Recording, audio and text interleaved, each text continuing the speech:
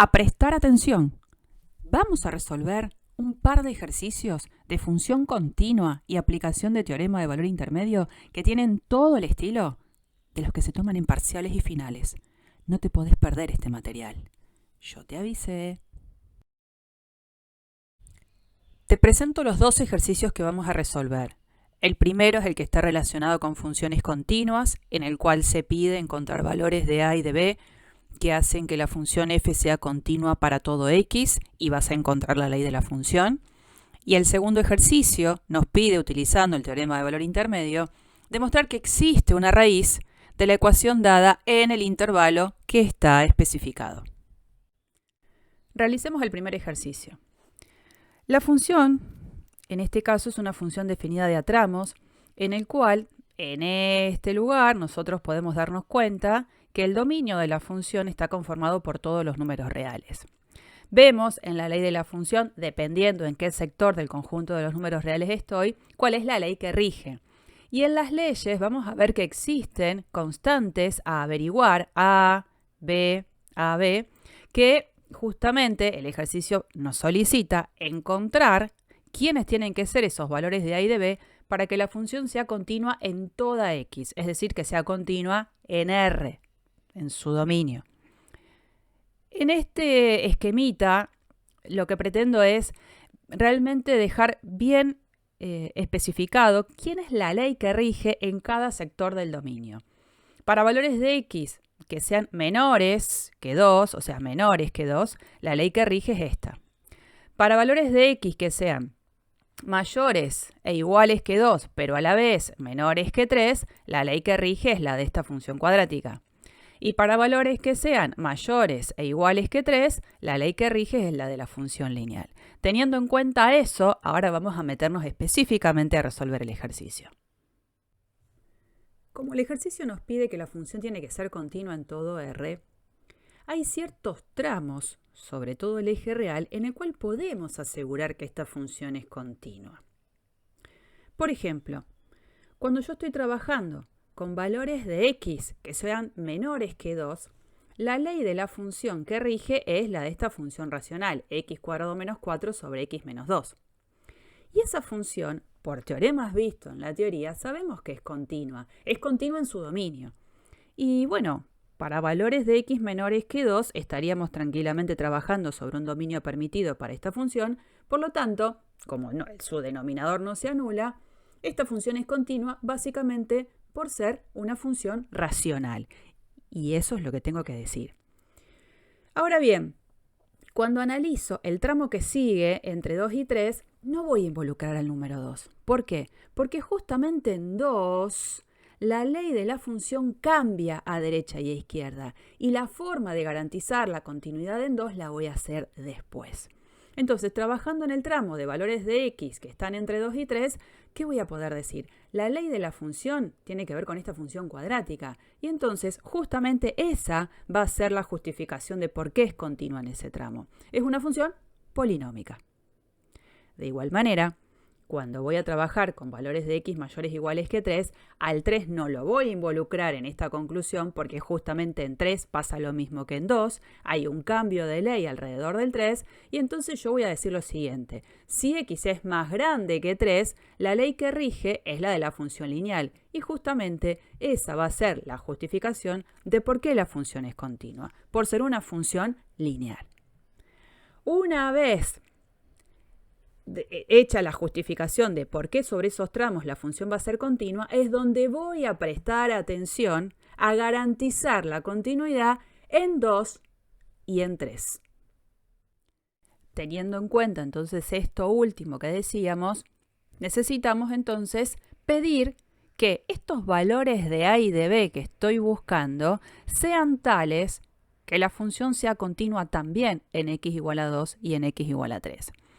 Ustedes ya saben que para que una función sea continua en un número, lo que tiene que suceder es que, en este caso, para que sea continua en x igual a 2, el límite cuando x tiende a 2 de f tiene que ser igual a f en 2, y para que sea continua en 3, el límite cuando x tiende a 3 de f de x tiene que ser igual a f en 3. Es decir, que no solo tiene que existir el límite de la función alrededor de cada uno de esos puntos, sino que además tiene que ser igual a la función en cada uno de esos puntos.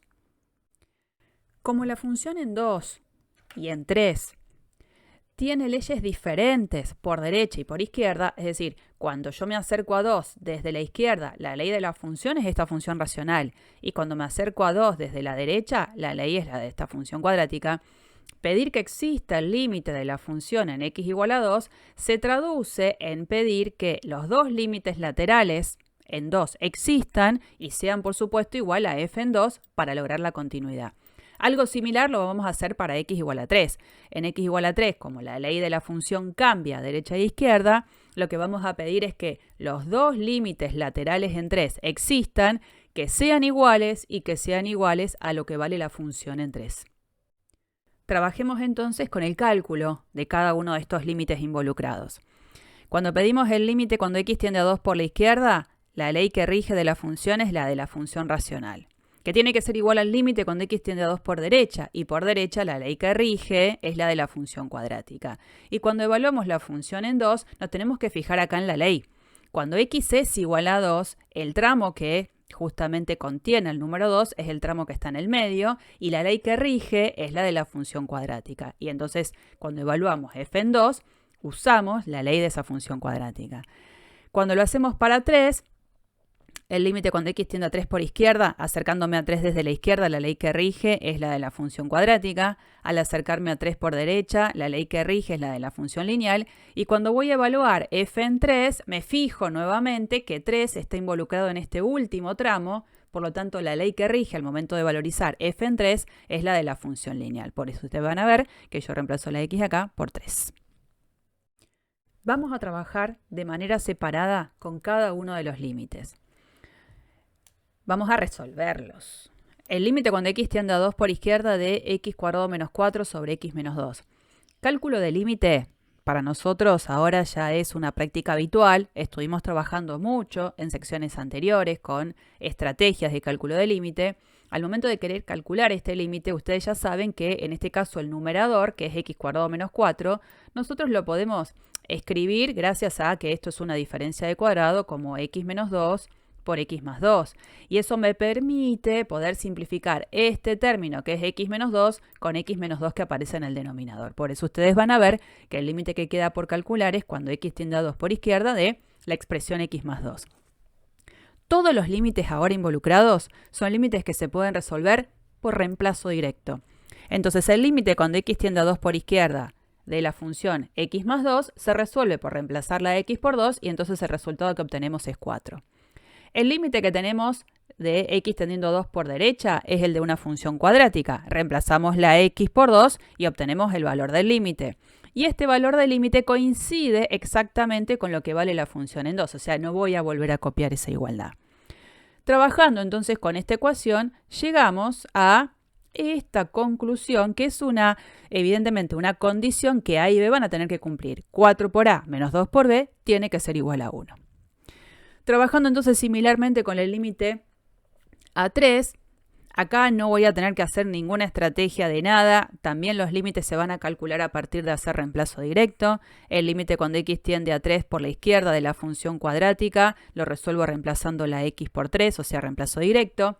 El límite cuando x tiende a 3 por la derecha de esta función lineal lo reemplazo también de manera directa a la x por 3. Y esto no lo voy a volver a copiar porque justamente coincide con el límite que acabo de calcular. Trabajando con esta ecuación nos damos cuenta que a y b también tienen que cumplir esta otra condición. Entonces, lo que vamos a hacer es trabajar de manera conjunta en averiguar quiénes tienen que ser los valores de a y de b para que simultáneamente cumplan estas dos condiciones. Como los valores de a y de b tenían que cumplir esas últimas dos condiciones que vimos, lo que estamos pidiendo es que las dos se cumplan a la vez. Entonces lo que estamos haciendo es resolver un sistema en el que los valores de a y de b que necesito encontrar tienen que justamente garantizar, verificar esta igualdad y esta igualdad. Resolvemos un sistema de dos ecuaciones con dos incógnitas, ya lo sabemos, y entonces nos damos cuenta que la solución que obtenemos es a igual a un medio, b igual a un medio. Por lo tanto, la conclusión a la que arribamos es que para que la función sea continua en todos los reales, el valor de A y el valor de B tiene que ser, en este caso, de casualidad, los dos iguales a 1/2.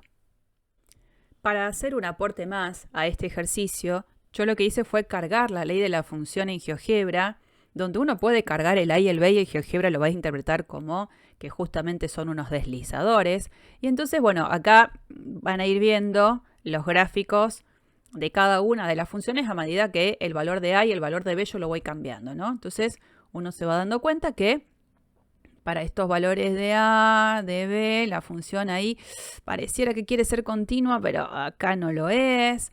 Sigo variando un poquito.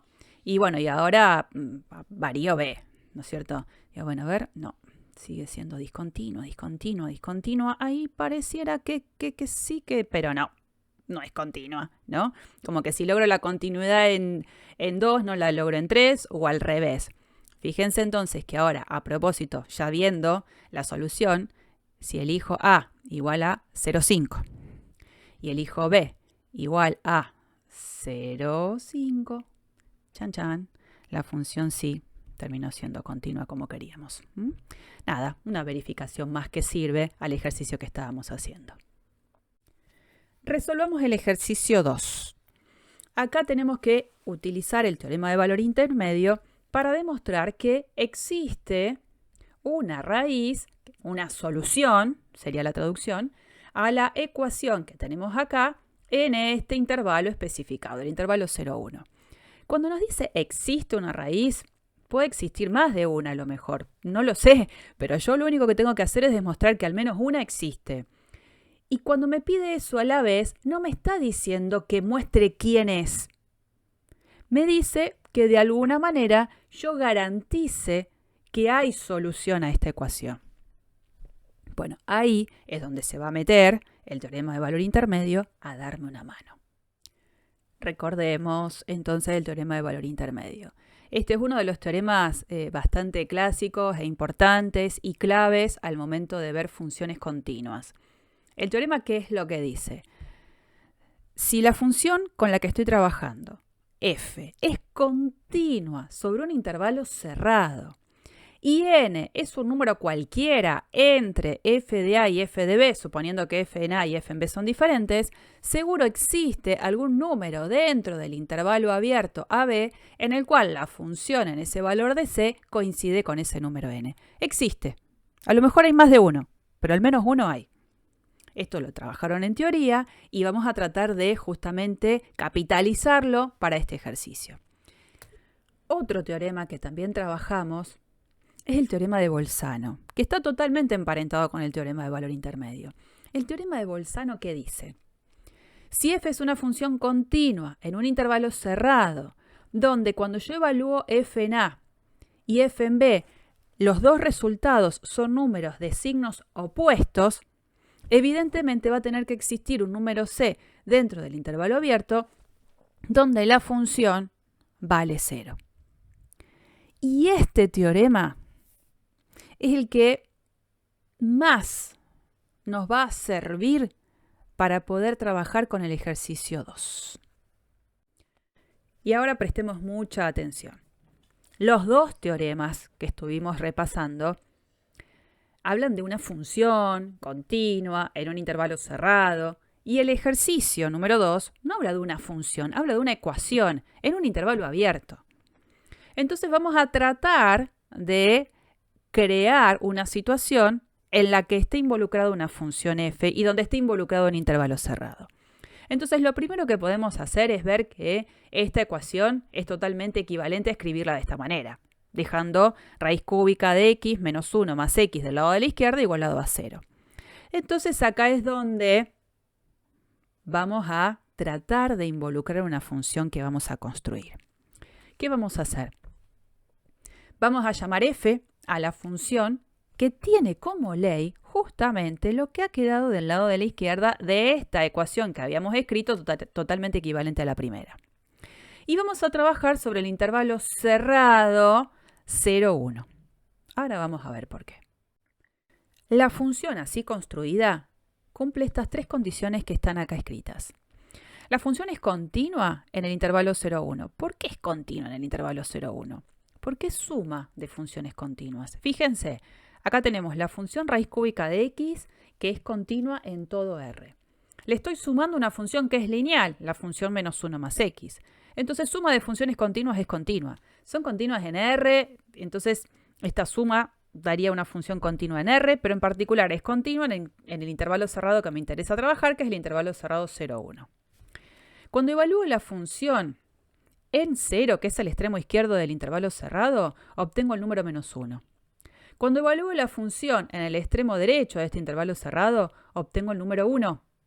Por lo tanto, estas tres condiciones estarían dentro de las condiciones del teorema de Bolzano. Una función continua, donde la función en los extremos del intervalo cerrado en el que trabajo son números que son de signos opuestos. Por lo tanto, ¿qué es lo que me va a decir a mí el teorema de Bolzano? Que va a existir un número C dentro del intervalo abierto en el cual f en C es igual a 0. Yo esto no lo puedo dejar así. ¿Por qué? Porque la función f fue una función auxiliar construida para tratar de justamente garantizar lo que el ejercicio me pedía. Entonces tengo que seguir escribiendo esto. Es decir, la función existe un C en el cual la expresión de la función en C, que es esta, vale 0. Es más, lo que puedo decir entonces, y ya a modo de conclusión, es que existe un valor de C en el intervalo 0,1 tal que, y a esta expresión en vez de escribirla de esta manera, la escribo así, en el cual entonces la raíz cúbica de C es igual a 1 menos C. Estoy concluyendo que sí existe una raíz de esta ecuación que inicialmente me brindaba el ejercicio. Es decir, si el ejercicio inicialmente hablaba de una ecuación, lo que yo voy a terminar concluyendo es que esa ecuación sí se satisface para un alguien en el intervalo 0,1. Esa función f fue una función auxiliar construida para darme auxilio a poder resolver el ejercicio. ¿Está bien?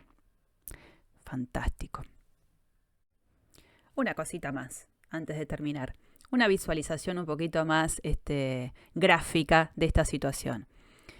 Fíjense que raíz cúbica de x, estoy diciendo que tiene que ser igual a 1 menos x para un x que esté dentro del intervalo 0,1. Vamos a ver eso de manera gráfica. Vamos al GeoGebra.